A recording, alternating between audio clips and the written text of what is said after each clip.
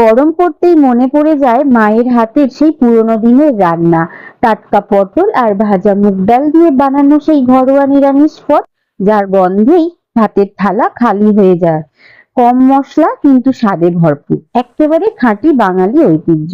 তাহলে চলুন আর দেরি না করে শুরু করি আমাদের আজকের রেসিপিটি, মুগেশ্বরী পটল বা মুগ পটল। নমস্কার, আমি রুম্পা। রান্নাঘরের সাতকাহনের নতুন একটি পর্বে সবাইকে স্বাগত।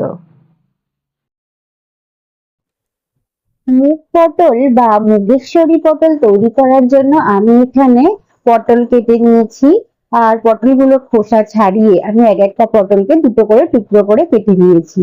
আর আমি এখানে দুটো বড় মাপের আলু নিয়ে নিয়েছিলাম, আলুগুলোকে খোসা ছাড়িয়ে একটু ডুমো ডুমো করে কেটে নিয়েছি। আর আমি কিছু মশলাও একসাথে রেডি করে নিয়েছি। প্রথমত আমি এখানে নিয়ে নিয়েছি 4 চামচ মতো সোনা মুগ ডাল। আর আমি এখানে নিয়ে নিয়েছি হাফ চামচ মতো গোটা জিরে, 1 চামচ মতো কাশ্মীরি লঙ্কার গুঁড়ো। আর নিয়েছি এখানে আগে থেকে রোস্ট করে রাখা 1 চামচ মতো জিরে ধনের গুঁড়ো, এবং নিয়ে নিয়েছি 1 চামচ হলুদ গুঁড়ো। আর এখানে আমি নিয়ে নিয়েছি স্বাদ অনুযায়ী নুন। আর নিয়ে নিয়েছি 1 চামচ মতো চিনি। আর নিয়েছি 1 ইঞ্চি মতো আদা, 4টি মতো কাঁচা লঙ্কা, একটা তেজপাতা, কিছুটা গোটা গরম মশলা ও দুটো শুকনো লঙ্কা। এখন আমি ওভেনে একটা কড়াই বসিয়ে নেব।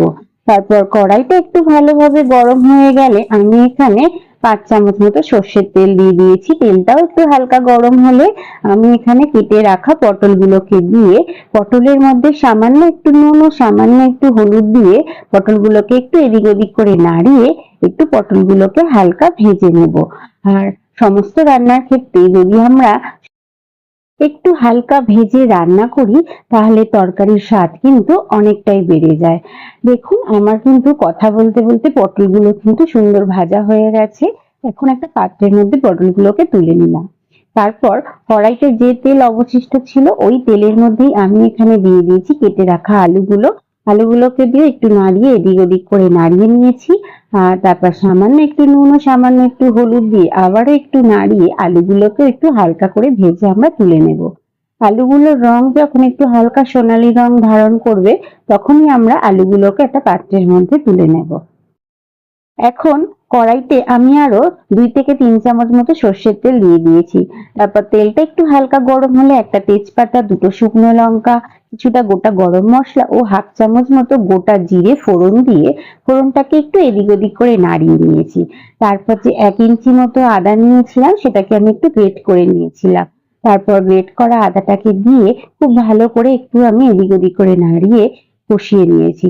যখন আদার কাঁচা গন্ধ চলে গেছে তখন আমি এখানে টমেটো দিয়েছি। টমেটোটা দিয়েও একটু এদিক ওদিক করে নাড়িয়ে নুন দিয়ে দিয়েছি। আর নুন দিলে খুব তাড়াতাড়ি কিন্তু টমেটোর শক্ত ভাগটা চলে যায় আর খুব তাড়াতাড়ি নরমও হয়ে যায়। তারপর মশলাটাকে খুব ভালোভাবে কষানো হয়ে গেলে আমি এখানে দিয়ে দিয়েছি ধুয়ে রাখা মুগ ডাল। মুগ ডালটাকে দিয়েও খুব ভালো করে আমি একটু এদিক ওদিক করে নাড়িয়ে নিয়েছি। তারপর আমি এখানে দিয়েছি 1 চামচ হলুদ গুঁড়ো, 1 চামচ কাশ্মীরি লঙ্কার গুঁড়ো ও আগে থেকে রোস্ট করে রাখা 1 চামচ মতো জিরে ধনের গুঁড়ো। তারপর খুব ভালোভাবে সমস্ত মশলাগুলোকে ডালের সাথে একটু কষিয়ে নিয়েছি। তারপর আমি এখানে দিয়ে দিলাম আলু এবং পটলগুলোকে। তারপর আলু এবং পটলগুলোকে খুব ভালোভাবে সমস্ত মশলার সাথে আবারও 2 থেকে 3 মিনিট সময় ধরে একটু কষিয়ে নেব। আর এই সময় গ্যাসের ফ্লেমটাকে একটু লো টু মিডিয়ামে দিয়ে একটু এদিক ওদিক করে নাড়িয়ে ঢাকা দিয়ে আমি 5-7 মিনিটের জন্য রেখে দিয়েছিলাম। আর 5-7 মিনিট পর ঢাকা খুলে আবারও একটু এদিক ওদিক করে নাড়িয়ে আমি সমস্ত মশলাটাকে কষিয়ে নেব। তারপর আমি এখানে দিয়ে দিয়েছি 4 কাপ মতো জল। আর আমি এখানে কিন্তু একটু উষ্ণ গরম জলই ব্যবহার করেছি, কারণ উষ্ণ গরম জল ব্যবহার করলে তরকারির স্বাদটা কিন্তু খুব ভালো হয়। তারপর আমি এখানে দিয়ে দিয়েছি 4টি মতো কাঁচা লঙ্কা ও 1 চামচ মতো চিনি। তারপর তরকারিটাকে আবার একটু এদিক ওদিক করে নাড়িয়ে ঢাকা দিয়ে আবার 10 মিনিটের জন্য রেখে দিয়েছিলাম। 10 মিনিট পর ঢাকনা খুলে তরকারিটাকে আবারও একটু এদিক ওদিক করে নাড়িয়ে নিয়েছি। আর দেখুন আমার তরকারিটা কিন্তু একদম সিদ্ধ হয়ে গেছে। পটলগুলো, আলুগুলো এবং ডালটাও খুব ভালোভাবে সিদ্ধ হয়ে গেছে। এইভাবে আমি আরো 2 থেকে 3 মিনিট মতো তরকারিটাকে ফুটিয়ে নিয়েছি। এবং সবশেষে এখন আমি এখানে দিয়ে দেব 1 চামচ মতো গুঁড়ো গরম মশলা ও 1 চামচ মতো ঘি। তারপর তরকারিটাকে আবার একটু এদিক ওদিক করে নাড়িয়ে নেব। আর এই ঘি এবং গরম মশলা ব্যবহার করলে তরকারির স্বাদ কিন্তু আরোই অনেক দুর্দান্ত হয়ে যায়।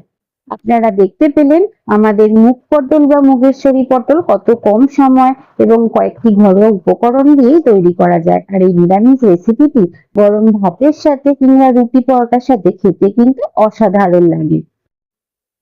তাহলে আমার আজকের রেসিপিটি কেমন লাগলো? ভালো লাগলে অবশ্যই আমাকে কমেন্ট করে জানাবেন। সেই সঙ্গে লাইক, শেয়ার এবং আমার চ্যানেলে নতুন বন্ধু হয়ে থাকলে সাবস্ক্রাইব করার অনুরোধ রইল এবং পাশে থাকা বেল আইকনটিও প্রেস করে দেবেন। তাহলে আমি যখনই কোনো নতুন ভিডিও আপলোড করব তার প্রথম নোটিফিকেশনটি আপনার কাছে পৌঁছে যাবে। সবাই খুব ভালো থাকবেন, সুস্থ থাকবেন এবং কাছের মানুষকেও ভালো রাখার চেষ্টা করবেন। আবার খুব তাড়াতাড়ি ফিরে আসছি নতুন কোনো রেসিপি নিয়ে। ততক্ষণের জন্য সঙ্গে থাকুন এবং সঙ্গে রাখুন রান্নাঘরের স্বাদ কাহুন।